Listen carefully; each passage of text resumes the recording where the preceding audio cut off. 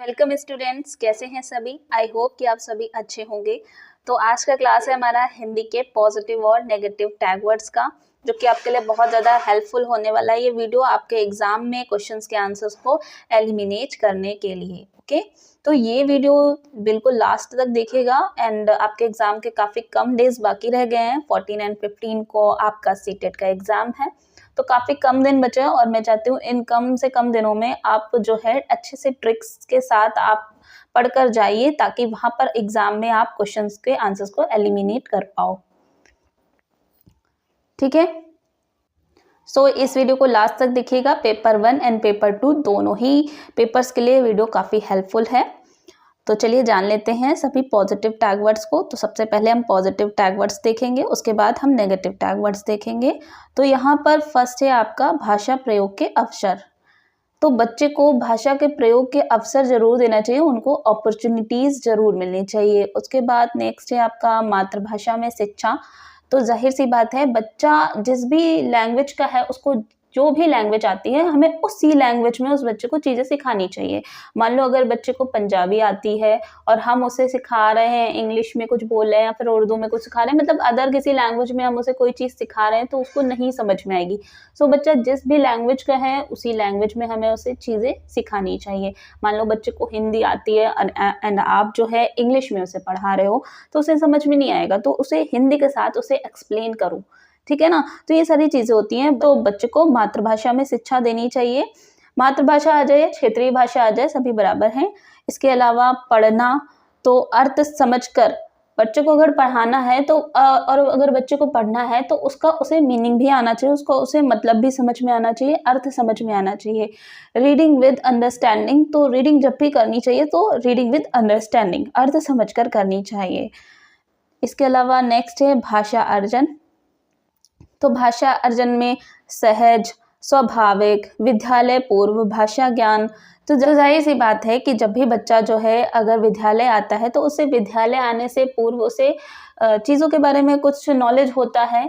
काफ़ी कुछ वो अपने परिवार से, समाज से सीख कर आता है। ऐसा नहीं कि बच्चा बिल्कुल उसे कुछ आता ही नहीं है और सीधे वो विद्यालय में आ गया, ऐसा नहीं होता। बच्चे को पहले से ही कुछ प्री नॉलेज होता है, एंड जो कि अपने वो समाज से, अपने परिवार से सीख कर आता है। ठीक है, तो भाषा अर्जन। इसके बाद आकलन में पोर्टफोलियो होता है बच्चे का, जिसमें बच्चे के बारे में पूरे डिटेल से चीज़ें होती हैं। उसका नेम, डेट ऑफ बर्थ, हर चीज़ें होती है पोर्टफोलियो में। बच्चे का पोर्टफोलियो बनाया जाता है। एंड रचनात्मक आकलन भी यहाँ पर होता है। भाषा विविधता, तो बच्चे में जो भाषा विविधता होती है, अलग अलग भाषाओं से जो बच्चे आते हैं, अलग अलग एरिया से, अलग अलग क्षेत्र से जो आते हैं बच्चे, उनमें भाषा अलग अलग सभी बच्चों की रहती है। तो हमें उसे एक रिसोर्स की तरह यूज़ करना चाहिए, ना कि इसे इग्नोर करना चाहिए। अलग अलग भाषाएं अगर बच्चों की हैं तो उसे एक रिसोर्स की तरह यूज़ करना चाहिए। ठीक है, एक संसाधन की तरह। नेक्स्ट है विचारों की अभिव्यक्ति की स्वतंत्रता। तो विचारों में अभिव्यक्ति की स्वतंत्रता होनी चाहिए। इसके अलावा भाषा सीखने की क्षमता जन्मजात होती है, ये आपके नॉम चॉम्स्की ने कहा था। इससे बिल्कुल दिमाग में बैठा लीजिए कि जो नॉम चॉम्स्की थे, उन्होंने क्या कहा था कि जो भाषा है, बच्चों में जो भाषा है, बच्चों में भाषा सीखने की जो क्षमता है, वो उनकी जन्मजात ही होती है। ठीक है, तो ये बात नॉम चॉम्स्की ने कहा था, ये आपको याद रखनी है। इसके अलावा नॉम चॉम्स्की ने व्याकरण में सार्वभौमिक शब्द का यूज किया है कि सार्वभौमिक व्याकरण, अगर सार्वभौमिक व्याकरण से रिलेटेड आ जाए तो वो आप नॉम चॉम्स्की को ही लगाइएगा, क्योंकि नॉम चॉम्स्की ने जो है सार्वभौमिक व्याकरण के बारे में ही बताया हुआ है। ठीक है, इसके अलावा लेखन जो होता है वो आपका मौलिक विचार होना चाहिए। ठीक है, इसके अलावा बाल साहित्य का प्रयोग, तो बाल साहित्य का प्रयोग करना चाहिए। इसके अलावा प्रिंट समृद्ध माहौल होना चाहिए। TLM आपने सुना होगा, टीचिंग लर्निंग मेथड होता है, जिसे टीचिंग लर्निंग मेथड कहते हैं TLM को। तो प्रिंट समृद्ध माहौल होना चाहिए। एंड विविधता और विभिन्नता का सम्मान करना चाहिए, कि बच्चे अगर अलग अलग, जो कि हमने अभी आपको काफ़ी सारे एग्जाम्पल्स बताए, अलग अलग एरिया से आते हैं बच्चे, उनकी अलग अलग लैंग्वेजेस होती हैं, तो काफ़ी सारी विविधता और विभिन्नताओं का हमें सम्मान करना चाहिए, इसे इग्नोर नहीं करना चाहिए, इसे एक रिसोर्स की तरह यूज़ करना चाहिए। एंड भाषा अधिगम, प्रयासपूर्ण और विद्यालय जाने के बाद, जैसे बच्चा विद्यालय आने से पहले उसे प्री नॉलेज कुछ होता है, ऐसे विद्यालय से जाने के बाद उसे काफ़ी सारा नॉलेज होता है, काफ़ी सारी चीज़ें वो विद्यालय में रह के, स्कूल्स में रह के काफ़ी सारी स्कूल से एक्टिविटीज़, काफ़ी सारी चीज़ें सीखता है। तो भाषा अधिगम प्रयासपूर्ण होना चाहिए। देखिए, भाषा अर्जन और अधिगम में काफ़ी अंतर होता है। जो अधिगम है वो हमें लर्निंग से आती है, ठीक है, चीज़ों को हमें सीखना पड़ता है। लेकिन जो भाषा अर्जन है वो हमें सीखना नहीं पड़ता है, हमें अपने सोशल में रहकर ही वो चीज़ें आ जाती हैं। जैसे घर परिवार समाज से काफ़ी चीज़ें अपने आप ही समझ में आ जाती हैं, तो वो भाषा अर्जन होता है। और भाषा अधिगम क्या होता है, जब हमें चीज़ों को पढ़ना पड़ता है, समझना पड़ता है। जैसे मैथ्स है, आप उसे पढ़ते हो, समझते हो, तब वो आपको आ पाती है। इंग्लिश है, उसे आप पढ़ते हो, याद करते हो, समझते हो, तब वो चीज़ आती है। लेकिन काफ़ी सारी चीज़ें ऐसी हैं जो हमें बिना सुनते सुनते ही आ जाती हैं, जिनको हम अपने समाज से, अपने परिवार से सीख जाते हैं, तो वो भाषा अर्जन में आता है, ठीक है। उसके बाद रचनात्मक आकलन, तो रचनात्मक आकलन होना चाहिए और भाषा को समुन्नत करना एंड पठन सामग्री बच्चों की पहुंच में, जो भी लर्निंग मटेरियल्स हैं वो बच्चों की पहुंच में होना चाहिए। जैसे TLM वगैरह, वो सारे बच्चों की पहुंच में होना चाहिए। PRM TLM जिसको अभी टाइम पे बोलते हैं, वो सभी बच्चों की पहुंच में होनी चाहिए। ऐसा नहीं है कि क्लास में कोई चीज़ें हैं, बच्चों से जो लर्निंग मटेरियल्स हैं वो काफ़ी ऊंचाई पर रखे हैं, तो वो इतना होना चाहिए, इतनी उनकी लेंथ होनी चाहिए कि बच्चे उसे आराम से पा सकें, ठीक है। तो ये थे कुछ पॉजिटिव वर्ड्स, टैग वर्ड्स। अब हम देखेंगे negative tag words. Negative tag words की अगर हम बात करें तो नेगेटिव टैग वर्ड्स में आपको ये टैग वर्ड्स अगर किसी भी सब्जेक्ट में देखने को मिल जाए, मान लो हिंदी हो, इंग्लिश हो, या फिर मैथ्स हो, CDP हो, संस्कृत हो, ये केवल ही, मात्र भी, ऐसे शब्द जो हैं ये किसी भी सब्जेक्ट के नेगेटिव टैग वर्ड्स में नेगेटिव ही रहेंगे, ठीक है। तो ये केवल, सिर्फ, ही, भी जैसे शब्द जो हैं ये आपके नेगेटिव टैग वर्ड्स हैं। ये किसी भी सब्जेक्ट में आ जाए, आपको इनको इग्नोर करना है। उसके बाद मानकीकृत, ये भी, और मानक भाषा प्रबल, ये भी आपके नेगेटिव ही हैं।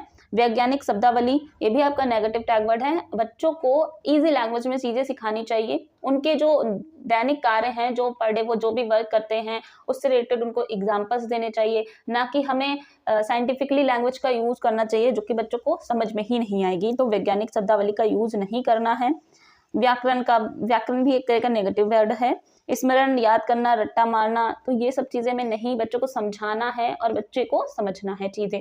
हमें रटाना नहीं है, ना ही हमें कंठस्थ करवाना है कि रटते रहो। तो ये सब चीजें नहीं करानी है। इससे क्या होगा, कुछ टाइम के लिए याद रहेगा बच्चों को, और बस वो जब तक थोड़े टाइम के लिए याद रहेगा उसके बाद वो भूल जाएंगे। तो समझाना है चीजों को, जितना ज्यादा समझाओगे जितना ज्यादा बच्चा समझ पाए, ठीक है।